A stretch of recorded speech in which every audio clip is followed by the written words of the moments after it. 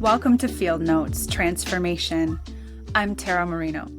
This is where we explore the science and the soul of what I call the unbecoming, the place where old identities fall away and something truer emerges. I've walked through collapse, addiction, codependency, and trauma, and each time, instead of breaking, I cracked open, and what emerged was healing, more nervous system regulation, a deeper awareness, and a spiritual awakening that rewrote my entire life from the inside out. Today, I work with leaders, practitioners, and seekers who are ready to shed who they've been and step into who they truly are. This is the messy, sacred middle. No masks, no bypassing, just truth, lived in the body, spoken from the heart. If you feel lost, take a breath. You are not broken, you are transforming. Welcome to the liminal. Let's begin.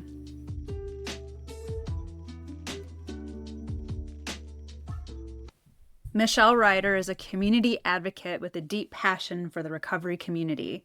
She is dedicated to reducing stigma and strengthening support for individuals and families impacted by substance use disorder.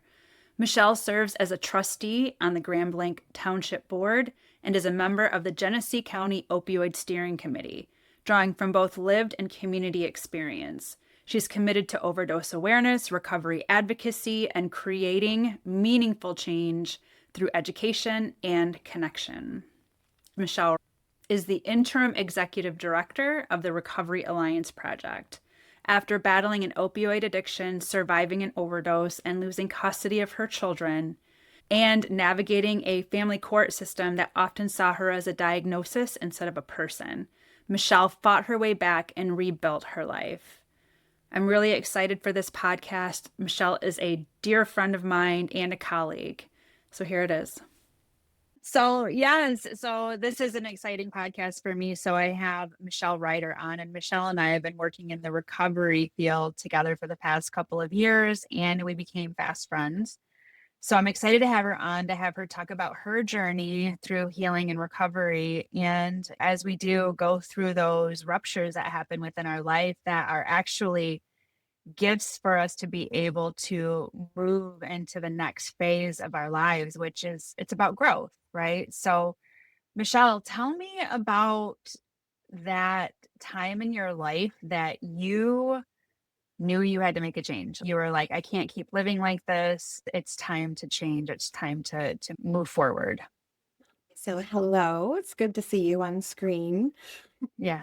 The time, I think my first real indication that I was able to absorb at the time was I had driven from Waterford to Detroit because I was really sick. I was addicted to opiate-based pain medication, and I was very sick, and I drove all of that way. It was about 45 minutes with my then 5-year-old son in the car with me to go get exactly 6 Vicodin, which in that time would have lasted me through breakfast. I had been really sick the night before, and I had been up all night, and I made that drive, and I was so tired on my way back that I was swerving, and an off-duty police officer followed me out of her jurisdiction because it was her day off, and the Bloomfield Police Department pulled me over, and I was scheduled to go to detox the next day. And they pulled me over. I told them a bunch of lies trying to explain why I was feeling the way that I was. And when it all came out, I just ended up begging them to let me get into detox the next day. And the lady that actually followed me gave me a ride home with my son with me. But they did call my mother. And that was when I was really being faced with the fact that I was going to lose custody of my son, because she wanted to go for guardianship, and rightfully so. If the police call you and say, your grandchild was in this car, So that was when I first realized I needed the change. It wasn't the time that I was able to get sober, but that was definitely a moment that stuck with me because my son had told my mother at some point, Mommy's hands came off the wheel. And that was never, I had such a hard time seeing myself that way because I felt like having Caleb, who is my oldest, was such a healing experience for me because I had lost my first child at 22 weeks due to a condition that I didn't know that I had. So when I had him, I felt like so much of myself had healed that I couldn't recognize this person who would do such a dangerous thing for what appears to be such selfish reasons. So I had a hard time recognizing myself in that, which made me feel more ashamed and more guilty, which just led me to doing more drugs to cover it up. It was a really vicious cycle. I did end up going to detox, but I left early because I had heard that my mom was going forward with court stuff. So I ended up leaving early. I did not get it that time. I started using again right away, and I just tried to be more careful and secretive about it. And it wasn't working. Yeah. And as mothers, both you and I are mothers, and we've both had our experiences with recovery and addiction have been very much tied to our children. And I know that you did too. You had custody issues with your daughter as well. Now, tell me in your story. So, Caleb's the oldest. What was the progression like? And how do you mirror it to your parenting and your motherhood? So with Caleb, he was 5, but I had been a present, responsible mother for most of his young life at that time. With my daughter, it was the second time I attempted to detox. And, this is one of the things I talk about all of the time when it comes to access to treatment, because I was in detox.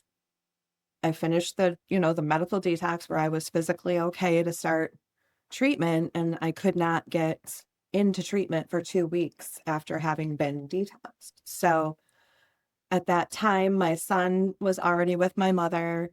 I had just gone through a breakup and I was living alone, so they wouldn't let me go home by myself. So I called a friend of mine that I'd been friends with since junior high. He and I were always platonic friends. We went to the prom together, and I asked him if he would pick me up and if I could stay with him for 2 weeks while I waited to get into treatment. And he was like, "Yeah, absolutely. I'll come pick you up and I'll just take you to," it was Sacred Heart I was going to, as soon as they have a bed available. And so he picked me up. I went to his house. I was just a shell of a human being. I had worked so hard to try to advocate for myself to get in, to go straight from detox to treatment, and it didn't work. And I was just pretty much broken. And so my friend had kind of, we met in junior high, and then in high school, he kind of started to go down a darker path. And so he had very close friends that I was not close friends with, which is where my daughter's father comes into the picture. Her father was his roommate at the time. And they had put me on all kinds of psych meds for the first time when I was in detox. So I was even less coherent than I was sick, maybe. I remember him telling me, "It really seems like you have a problem with these pills, but there's no reason that you can't, at least drink a little until you go to rehab," which drinking was never my thing. But in the absence of everything else, it sounded like a great idea, especially presented that way. I'm going to stop in 2 weeks anyway, so who cares? Right. But I have no recollection of those 2 weeks. And when I went to treatment and I got there, I was pregnant. So when you talk about like the worst conditions to become pregnant with a child, like luckily I was clean. I didn't have chemical, like any drugs in my system, but I was probably crazier than I was using because I was so mad about it. I ended up leaving treatment because I was pregnant, freaking out because my pregnancies are all really complicated. I have to get to a certain doctor because of how I lost my first child. I have to have stitches put in my cervix. I have to be on bed rest. So none of those things sounded like something I could sit through treatment with. And so I went back to my friend's house. I ended up kind of just existing there for about 4 months. 3 months is when I left and got to my doctor because at 12 weeks I had to have the stitches put in. And then my doctor was in Dearborn. Where I was staying was in Ortonville. So it just wasn't working. I ended up staying with somebody out there. And then, I had all of these criminal cases that stemmed from a seatbelt ticket that I got while I was using. And I always tell people that the best way to explain how I ended up in jail over a seatbelt ticket is that addiction puts you in the mindset that truly the rules do not apply to me. I remember getting that ticket clearly. Like, it's like, you're not wearing your seatbelt, gives me a ticket, he walks away. It never even crossed my mind to pay it. Like, I was taking 35 pills a day at that point. I did not have extra money for, responsibility. So they suspended my license. Same thing. This is silly. Like, I'm not dealing with this. So I had accumulated quite a few driving while suspended, as well as failure to appear in court because I never showed up to court. I never took care of the things that I was supposed to take care of, which led to a lot of consequences that are have really changed me at my core, that has made me the person I am today, but they were extremely difficult. When they finally caught up with me, ironically, I was a passenger in a car without my seatbelt, and that's why we got pulled over. So I ended up going to jail for 45 days because the judge at that point was just like, what am I supposed to do with? You're not going to come back if I let you leave. So doing 45 days in jail with the type of pregnancy that I had, I was about 4 or 5 months at that point, which is the danger zone because that's when I lost my first child. I was supposed to have a shot of progesterone that would keep me from going into preterm labor, and the jail doesn't have stuff like that. They had to order it. So I, like clockwork, went into labor every week, and they would have to lock the whole jail down.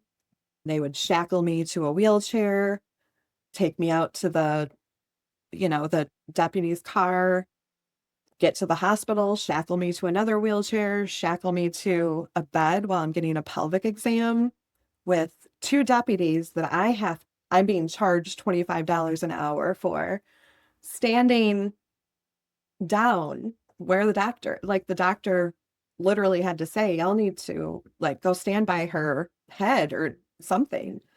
And the doctor actually made them take the shackles off my ankles so that I wouldn't be, stuck in this position. But it it was it was terrible. And my mindset didn't help because again, even though I didn't have any drugs in my system, I was just sitting around with everybody else in the jail complaining about why everyone's so mean to me and why they won't take my calls. The victim. Oh, I was such like Like the victim, right? Yeah. no Yeah. nobody would talk to me, and I could have gotten out for $200, which I had in my account, like my own account that I couldn't access. So it was just a bunch of emotions and consequences and things that I could have fixed very easily that would have prevented me being in that situation that I just didn't. I think people, and that's why I want people to understand that don't have addiction experience, like this kind of addiction experience, is that we're essentially overtaken by our pain and we self sabotage ourselves in the madness. And that's Definitely. where, and I think we're gaining some momentum getting people to understand that this is a medical condition, that this is not a moral failing, which the 12 step community repeatedly says. This is some sort of unresolved pain that keeps us in this perpetual cycle of these very dramatic but traumatic Yes. experiences. So you're in the jail and you're going through all of this stuff, and then, and this was your daughter, and then she, was she born in while you were in jail? Was she born when you were Thank out? thank God, because there were two of us that were pregnant in that pod, and the other woman was on methadone. She was the only person in the whole jail on methadone. I was detoxed at that point and just miserable, but she was on methadone. She ended up having her baby in jail. It was traumatic for me to even, like, she was at the hospital. They let her stay for a day, and then somebody had to come get the baby. And when she got back to the jail, they took her off the methadone cold turkey, and she lost her mind. And I got out shortly after that. I think I was about 32 weeks. So I was lucky, especially my kids have all come early because of my incompetent cervix, which is the rudest diagnosis you could give somebody. But I was really nervous the whole time. I did not think I would survive that type of a situation where I would have to just hand her over as soon as I had her. So I ended up, you know, I always say the worst thing I've ever done to my mother because I was so mad at her. And it wasn't really like she did anything, but because she had my son, and then I was going through all of these, I was being threatened with her dad taking custody the whole time I was in jail. Like people would write me only to update me on how I was going to lose my daughter. And so I was so upset with my mom because I felt like that her having my son kind of snowballed into this life that I was going to live without my kids, without anyone knowing who I felt I really still was somewhere in there. And so I went into labor. I was alone. I was staying with a friend who worked nights. I had a really bad kidney infection. So I had a horrible fever. I've never had a kidney infection except when I'm pregnant because of the way the babies lay near my kidneys or something. But I refused to call anyone to help me. I called an ambulance. I went to the hospital by myself. I still did not call anybody. And I was like, I'm going to show them I'm going to have this baby alone and nobody's even going to know. And I'm thinking, the nurses and the doctors and everyone's going to be in there. Nope. I was in labor the whole time. No medication, no epidural, because it happened so fast that she had ripped through the stitches because I was scheduled to have the stitches out the following week. So she came at 37 weeks and the stitches came out on 38. So because it happened so fast, I could not have any medication. I couldn't have an epidural. I couldn't have anything. And it was so incredibly painful. And I was alone in that room. Like they would come and check on me. But when she started coming, the doctor wasn't even in the room. I thought I was going to have to deliver myself.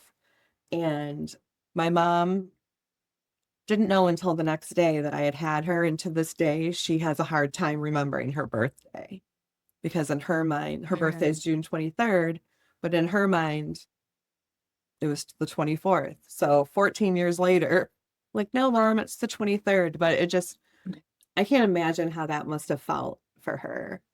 No. And everybody, really. I was a mess.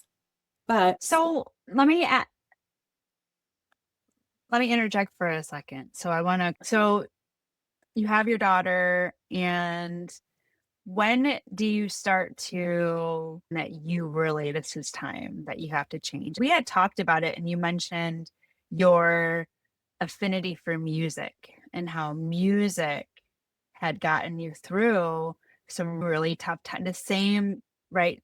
Family trauma that you keep experiencing all the way up until I think she's born, and then you have custody or child custody court.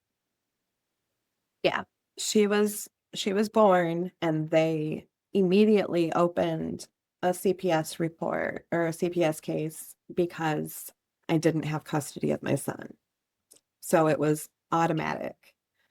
And I don't know that I wouldn't have relapsed anyway, because like I didn't gain any recovery or anything substantial while I was pregnant and not using. It was just basically, I can't wait till this baby is out of my body so I can get high.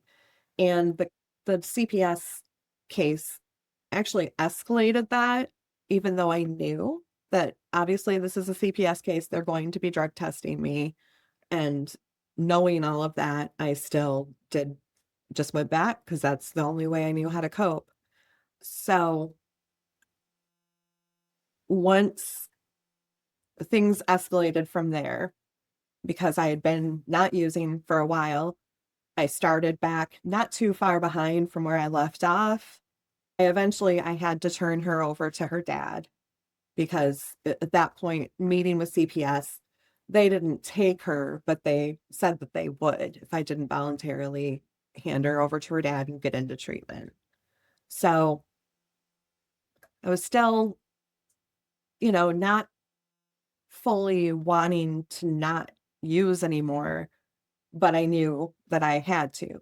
So this is the moment, and I bring this up for advocacy too, is again, access to treatment.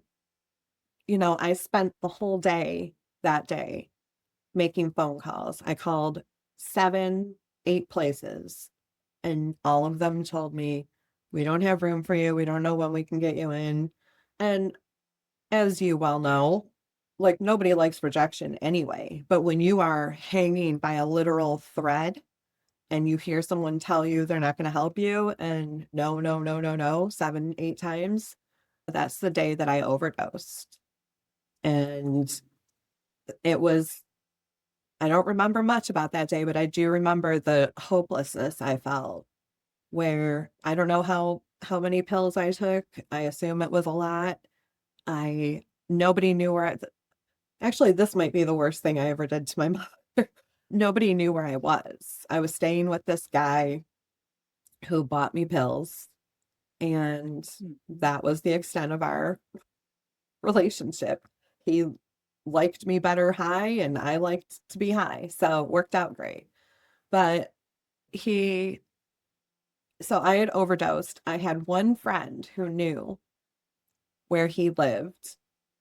I had sent, yeah, backtrack. I had sent a text message to my daughter's dad that I was convinced was not cryptic enough to make anyone think anything. But he saw it for what it was and was concerned, called my mom and said, I think something's going on. You need to get a hold of Michelle. And she couldn't because she didn't know where I was.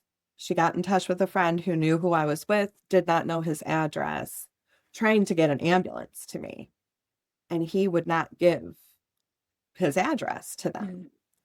And that is that's something a lot of people don't think about. It's not just the substances you're putting in your body, it's the people you're surrounding yourself with. And this guy couldn't have cared less if I lived or died. And so I remember I wasn't passed out yet. I could hear my friend, like, because he came into the room I was in where I was laying on the floor. And I heard him say, "Oh, she's fine, she's sleeping." And I heard her say, "Where is she sleeping?" And he said, "On the floor." And then I heard her scream, "Give me the effing address." And that's the last thing I heard. And then I woke up in the back of an ambulance, being after being Narcaned. Obviously, I'm in immediate withdrawal. I'm sick. I'm sick, sick. I'd never felt so sick. And I hear the paramedics talking to each other about potentially pressing or turning over the report to the prosecutor because he wouldn't let them in when they came and were banging on the door. So that that really hit because I don't even remember this person's name, but I know that he knew that I was on death's door. Like I wouldn't be here without Narcan. And he was preventing that Narcan from getting to me. And it just it made me really think about people and their, that how selfish someone could be to let me just die in your apartment and not not even not do anything, but not accept the help that is coming directly and knocking on your door. So from that point, I was Yep. in the ICU. I was in the ICU for 2 Yep. weeks. I went And to that medical detox and then treatment. and that was when you got it, right? When you started to understand that you had a problem. Yes. And that's when the custody battle really started. I didn't use music a lot in my addiction because I would listen to music that made me feel worse. Like it's like I remember when I was a teenager and some boy would break my heart and I'd lock myself in my room and listen to sad music all the time. And my mom was like, "Do you think that's helping? Like, is that making you feel better?" So that's what I would do in my addiction. And once I finally got it. I was sent to the same thing happened though. I went to detox and they said, "Oh, we'll have a bed for you in 2 weeks." And I was like, "No." And the only thing my mom trained me to keep saying, because I still had no ability, I didn't even know if I wanted to live. So I just kept saying patient advocate. And they sent me somebody that did get me right into treatment. And that's when it started. That's when my real recovery started. And I was served, And how old were how like old on was a timeline, Michelle? So yeah, how old were you? I guess like in comparison. So Caleb was 5 when really things started to happen. I guess how old was Caleb now at this point? Hannah was 20. He'll be 20 in So July. 15 years. Yeah. Okay, so he'll be 20 in Um, July. yeah. I always my journey always this is a good time for me to talk about it because Isabel's birthday is on the 23rd of this month and her life has been parallel with my journey. So I always think back on like her birthdays and which birthdays, were heartbreaking for me, but I forced a smile or, because at that point he had served me with full custody papers while I was still in treatment. I think I'd been there about a week. After, of course, I promise, as soon as you're done, I'll give her right back. And so once I got those papers is when my focus kind of pushed me. I was not in the best treatment center. We had to walk to our groups through some of the worst parts of Pontiac. It was all NA based. It was the areas were so bad that I remember us walking as a group to the house that we had to go to our group, and we would lose people. Like there was a crack house that went up Mhm. right next door to us, and people would literally we'd be walking to group and they'd veer off to the it was really bad. Out of the 84 people that were there, there's 2 of us that are sober still.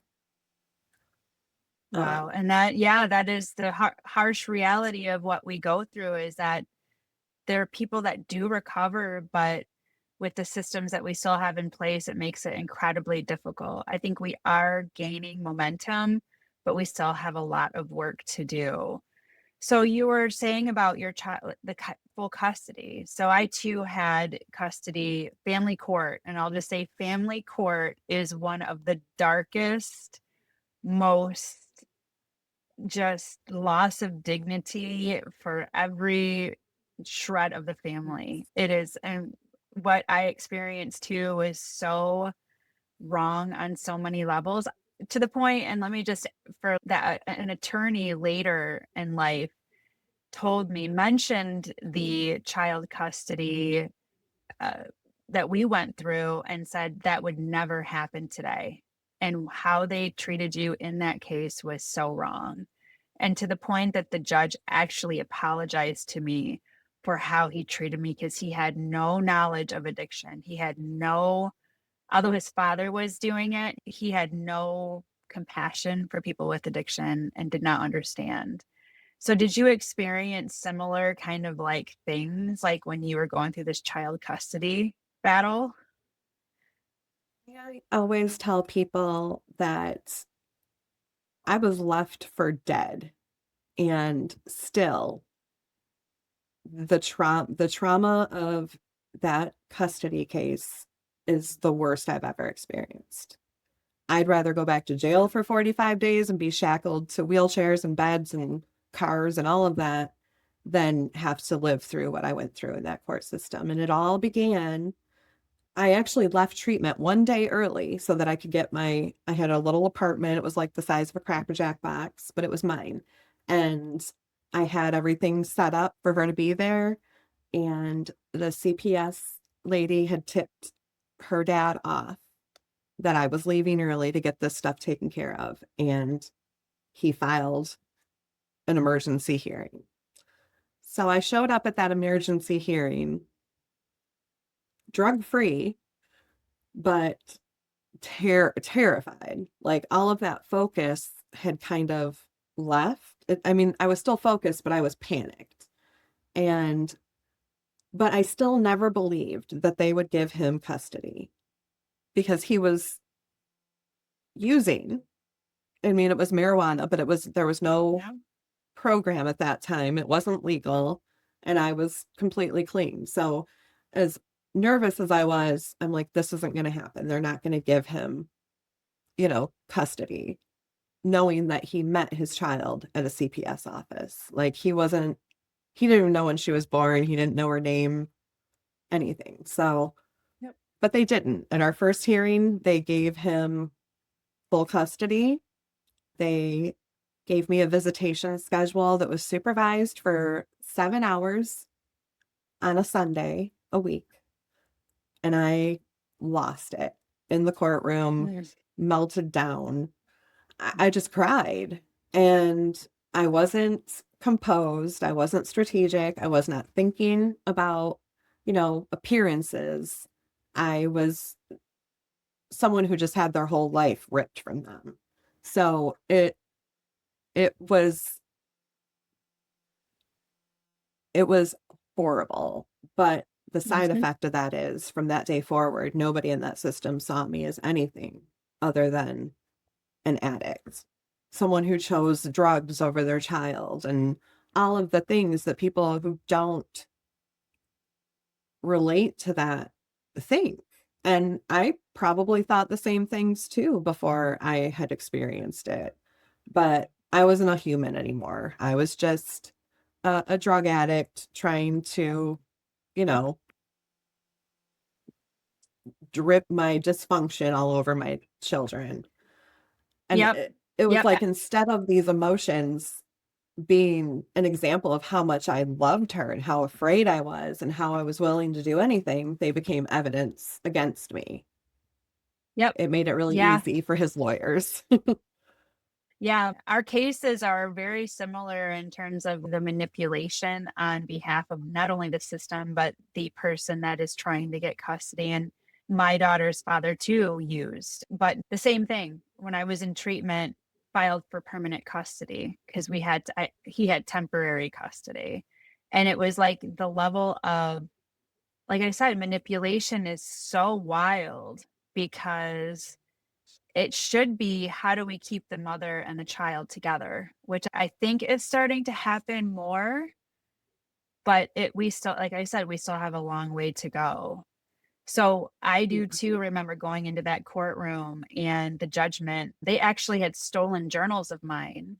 And the judge allowed journals from when I was in college. It was like 7 years previous to be entered into evidence that I was crazy, this, that, and the other. And I still don't have those journals back, and it still sits with me. But tell me Yeah. about, we had talked about, yeah, your experience. Music. And so you have this, yeah, it's music. So tell me about it. So it happened kind of accidentally. I mean, music has always been a huge part of my life. I was in dance, I was in band. My dad was a guitar player, my mom was a singer. So music was always around. And I know in my recovery, like while I was in treatment, I remember listening to like inspirational songs and stuff that made me not feel crazy for feeling the pain that I felt. But this custody battle was a whole different animal for me. And because I was angry, because I felt like I was finally in a place where I was accepting responsibility for all of the things I had done, and yet I was still being painted as this person that I never really was. So the music I started listening to was accidental. I was driving to court one day and I lived in northern Lapeer County at the time, and it was an Oakland County court. So I had a very long drive to the courthouse, and I listened to all kinds of music. So my playlists are wild. And you know, the song that came on was Hit 'Em Up by Tupac, which is probably the most violent diss track that's ever been made. And when I tell you the sense of calm that came over me after I heard that song was kind of making me question my sanity. But it moved into like a place where I felt like empowered. Like I don't want to shoot anybody, but the confidence in that of like really just telling someone how you really feel and how you're not going to let people just do anything to you or say anything to you. It it really resonated with me. And from there, I I I discovered female rappers, which is where, I would reconnect with myself because it was these women that didn't care about what anyone was saying about them. They didn't care what people thought or what they said, and they were fearless and confident and untouchable. And it was also a little validating to hear women talk about men the same way that men had been talking about women for decades, because it was still kind of new at that point where it was shocking. And I used that when I would walk into the room. I would still have those lyrics playing in my head where these strong women are are defending me in my own head when everything from my sanity to my sobriety to my character was just being ripped apart. We had frequent Assassinated. hearings.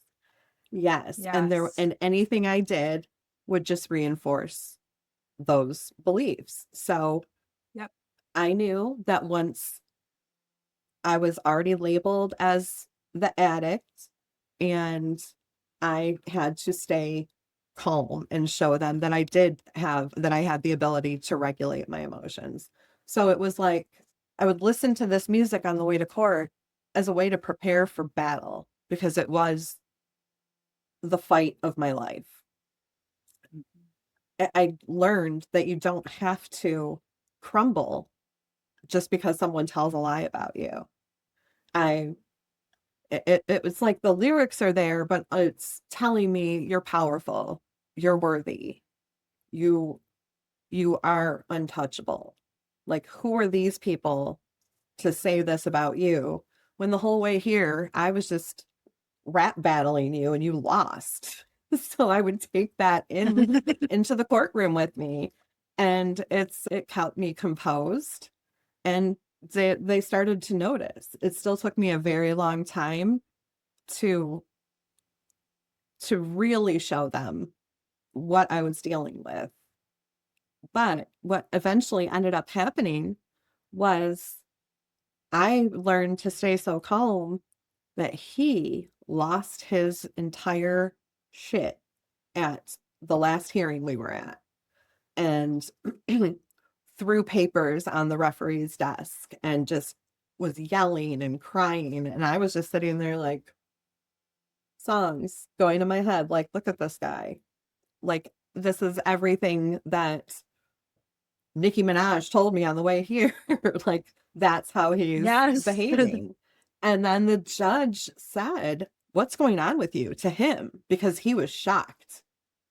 When that's how I knew him to be. It just took that much for him to come to his breaking point.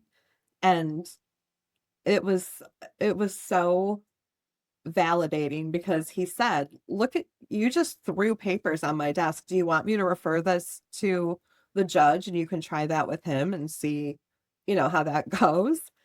You're saying all these things about her, but she's sitting here perfectly calm and you're acting like a child." And I'm like, finally, it pays off. So what happened after? So what was the outcome with Izzy? So it took me about 2 years to get joint custody.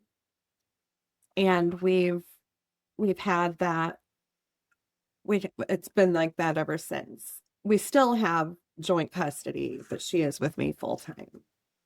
And it's unfortunately due to the fact that her father treats her the same way he kind of treated me.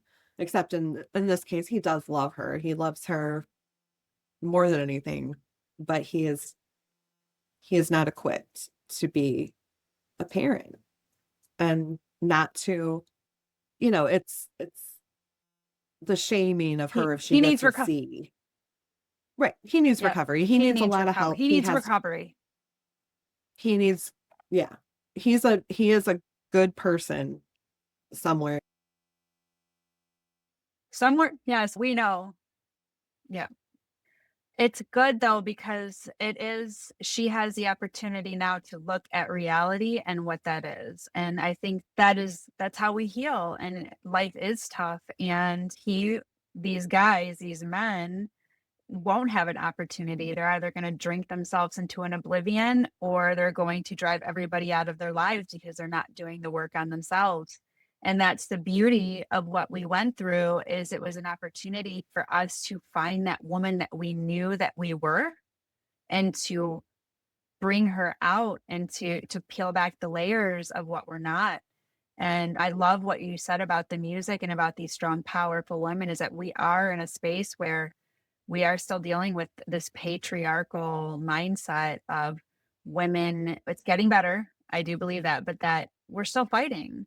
And I think this is our time to shine. And I want to talk more about, we are doing this together and bringing women that are truly advocates for other strong women.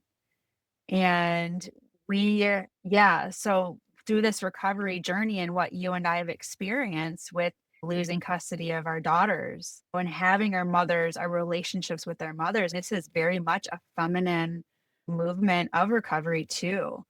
So we are working on a new project called Recovery Alliance Project, where we are going to be able to continue our work with advocacy and with recovery support services to take our journeys and what I too experienced with trying to get help to actually changing those systems. Tell me, Michelle, you are a Grand Blanc trustee, which we mentioned in your introduction. So tell me more about your plans to take these things that you experience and what do you foresee for the movement of recovery? Yep. Yeah, no, total. Yeah. Yeah. Yeah, no, so with and I'll just say too is that is definitely what we also need to advocate for, and part of the most difficult piece of the work that I've been doing for the past decade is trying to get the 12-step community to open their minds to other options, other pathways, because I felt trapped in a 12-step community because meeting makers make it if you don't go to a meeting, you're going to relapse. And then that's going to end up in jail or death. And that fear was so intense for me that I didn't think there was another way. And that's why the work that we're doing, it's saying, no, there's multiple pathways, there's multiple ways to recover, and there's no right or wrong way to recover. So I wanted to ask you too, like, for women who are still struggling, who may be pregnant or don't have custody of their children, what would be something that you would offer to them or say? You'll have to share you share your playlist. Yes. I know. I remember that day. Yes. Yes. And that's how we became, yeah. And yeah. Yeah, so absolutely, and it's funny because you talk about the work that you've done and the rappers and the lyrics of not caring what other people think, and it takes a lot of that to be able to do this work because people will still judge you or say things about you or try to tell you who you are.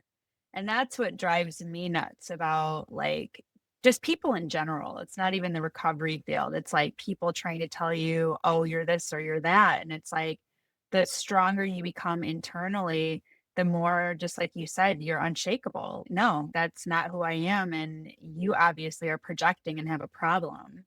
So you need to recover. You need to work on yourself. And that's why I really love being around you because you do have a firm strength about you when you walk through the world that no one's going to tell you who you are and that you know your values, you know what you stand for. And that's the most beautiful thing about what we're doing. So you are the interim executive director for the Recovery Alliance project. So what would be the easiest way that somebody would get a hold of you if they would like to either partner or want to hear more about the good work that you're doing, that we're doing? Yep. Yep. Yes. So we're going to work diligently to make sure this happens within our community. And Michelle, thank you so much for sitting with me for the last hour and talking so vulnerably about your journey and your pathway of recovery and healing and all of those things. I'm so excited to see what the future holds.